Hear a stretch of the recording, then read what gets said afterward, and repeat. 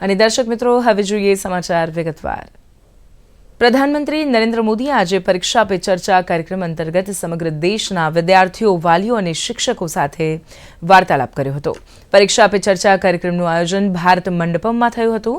આ વર્ષના કાર્યક્રમ માટે માય ગવર્મેન્ટ પોર્ટલ પર રેકોર્ડ 2,26,00,000 વિદ્યાર્થીઓએ રજીસ્ટ્રેશન કરાવ્યું હતું, જે ગયા વર્ષની સરખામણીમાં 6 ગણા વધારે છે.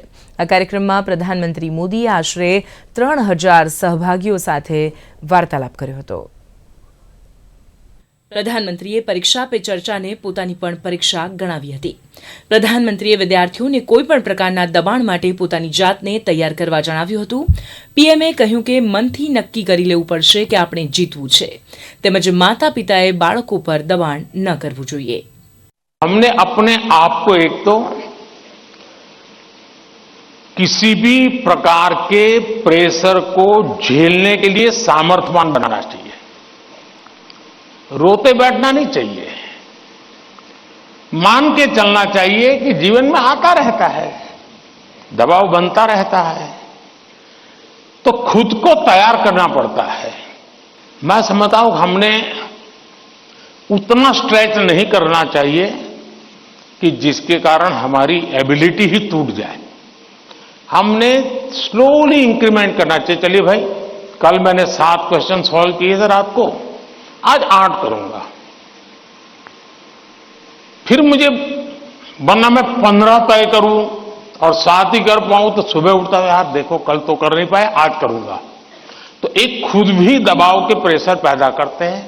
हमने इसको थोड़ा साइंटिफिक तरीके से कर रहे हैं. પ્રધાનમંત્રી નરેન્દ્ર મોદીએ કહ્યું, જીવનમાં સ્પર્ધા ન હોય તો જીવન ચેતનાવિહીન બની જાય છે. સ્પર્ધા સ્વાર્થપૂર્ણ નહીં, પરંતુ હેલ્ધી હોવી જોઈએ. આપણી સ્પર્ધા આપણી જાત સાથે હોવી જોઈએ. પીએમ મોદીએ વિદ્યાર્થીઓને મિત્રો સાથે સ્પર્ધામાં ન ઉતરતા મિત્રો પાસેથી હંમેશા શીખવાનો પ્રયાસ કરવા કહ્યું. પ્રધાનમંત્રીએ માતા પિતાને કહ્યું કે તમારા બાળકની તુલના અન્ય બાળકો સાથે ન કરો. સફળ ન થયેલા માતા પિતા પોતાના બાળકોના રિપોર્ટ કાર્ડને પોતાનું વિઝિટિંગ કાર્ડ ન બનાવે. कंपटीशन होनी ही चाहिए, लेकिन जैसे एक सवाल में पूछा कालीकट से बच्ची ने, हेल्दी कंपटीशन, इसलिए कंपटीशन हेल्दी होनी चाहिए. मान लीजिए 100 मार्क्स का पेपर है. अगर आपका दोस्त 90 ले गया तो क्या आपके लिए 10 मार्क बचा है क्या? आपके लिए 10 मार्क बचा है क्या? आपके लिए भी तो 100 है ना. तो आपको उससे स्पर्धा नहीं करनी है, खुद से करनी है.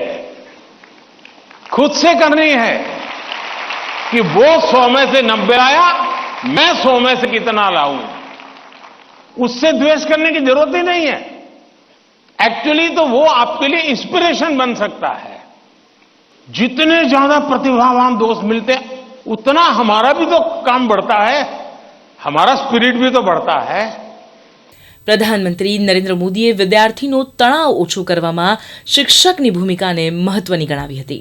વિષય અને અભ્યાસક્રમથી આગળ વધી શિક્ષક અને વિદ્યાર્થીનો સંબંધ કેળવાય તો પરીક્ષા સમયે તણાવની સ્થિતિ ઉદ્ભવે જ નહીં. આ સંબંધ વિદ્યાર્થીને તાકાત આપે છે.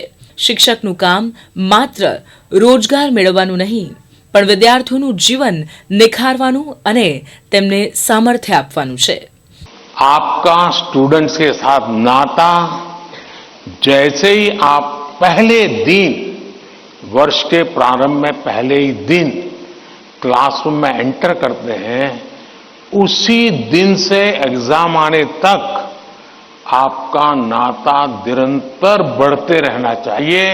तो शायद परीक्षा के दिनों में तनाव की नौबत ही नहीं आएगी.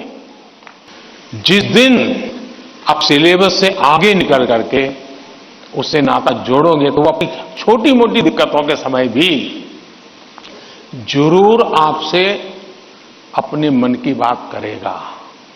પ્રધાનમંત્રીએ કહ્યું, પરીક્ષા દરમિયાન માતા પિતાનું વર્તન બાળકમાં તણાવ પેદા કરે છે. પ્રધાનમંત્રીએ માતા પિતાને કહ્યું કે બાળકને તેની મસ્તીમાં જીવવા દો, પહેરવેશ, ખાનપાન, પરીક્ષા ખંડ સુધી મૂકવા જવાની આદત વિદ્યાર્થીમાં તણાવ પેદા કરે છે. પરીક્ષા સમયે ગભરાટ ન રાખવો જોઈએ. સમયનું યોગ્ય આયોજન કરીને ચાલવું જોઈએ. ગભરાટ દૂર કરવા માટે વિદ્યાર્થીઓ લખવાની ટેવને કેળવે. વિદ્યાર્થી પોતાનું લખેલું વાંચે અને પોતાની ભૂલોને સુધારે. જો તમને તરતા આવડશે તો જ તમારો ડર આપોઆપ દૂર થઈ જશે. कुछ गलतियां पेरेंट्स का अति उत्साह कर देता है, कुछ गलतियां स्टूडेंट की अतिशय सिंसियरिटी कर देती है. बस समझता हूं इससे बचा जाए. जैसे मैंने देखा है कि कुछ माँ बाप को लगता है कि आज एग्जाम है तो बेटे को नई पेन ला करके दो, जरा कपड़े अच्छे पहना करके भेजो. तो उसका काफी समय तो उसमें एडजस्ट होने में ही जाता है. शर्ट ठीक है कि नहीं है, यूनिफॉर्म ठीक पहना है कि नहीं पहना है.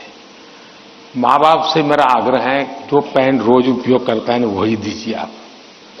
तो मेरी सभी पेरेंट्स से अपेक्षा है और मेरा सुझाव है कि आप उसको अपनी मस्ती में जीने दीजिए. एग्जाम देने जा रहा है तो उत्साह उमंग के साथ चला जाए. बस जो उसकी रोजमर्रा की आदत है वैसा ही रहे. वो अपनी लिखी हुई चीज को 3 बार 4 बार पढ़ के खुद करेक्ट कीजिए. जितना ज्यादा खुद करेक्ट करोगे आपकी उस पर ग्रिप बहुत ज्यादा आएगी. तो आपको अंदर बैठ करके कोई प्रॉब्लम नहीं होगा. પ્રધાનમંત્રી નરેન્દ્ર મોદીએ કહ્યું કે વિદ્યાર્થીઓએ જીવનમાં સંતુલન જાળવવું જોઈએ. વિદ્યાર્થી માટે સ્વસ્થ શરીર અને સ્વસ્થ મન જરૂરી છે. સાથે જ પૂરતી ઊંઘ પણ સ્વાસ્થ્ય માટે અનિવાર્ય છે. સાથે જ પ્રધાનમંત્રીએ સ્વસ્થ શરીર અને મન માટે સમતોલ આહાર અને કસરત ઉપર પણ ભાર મૂક્યો હતો. इसलिए जीवन को थोड़ा संतुलित बनाना पड़ता है. कुछ लोग होते हैं खेलते ही रहते हैं, वो भी एक संकट होता है. लेकिन जब आपको एग्जाम देनी हो, क्योंकि लौकिक लाइफ जीवन में इन चीजों का अपना महत्व है, इसको टाल नहीं सकते. लेकिन अगर हम स्वस्थ ही नहीं रहेंगे, अगर हम अपने शरीर में वो सामर्थ्य ही नहीं होगा तो हो सकता है कि 3 घंटे एग्जाम में ही बैठने का सामर्थ्य खो देंगे, फिर 5 मिनट ऐसे ही करके बैठा रहना पड़ेगा. और इसलिए स्वस्थ शरीर स्वस्थ मन के लिए भी बहुत जरूरी है. आप कोशिश कीजिए कि आपकी रिक्वायर जितनी भी नींद है वो आप पूरी लेते हैं. और ये भी देखिए कि साउंड स्लीप है कि नहीं. बहुत गहरी नींद होनी चाहिए. દૂરદર્શન સમાચાર, અમદાવાદ.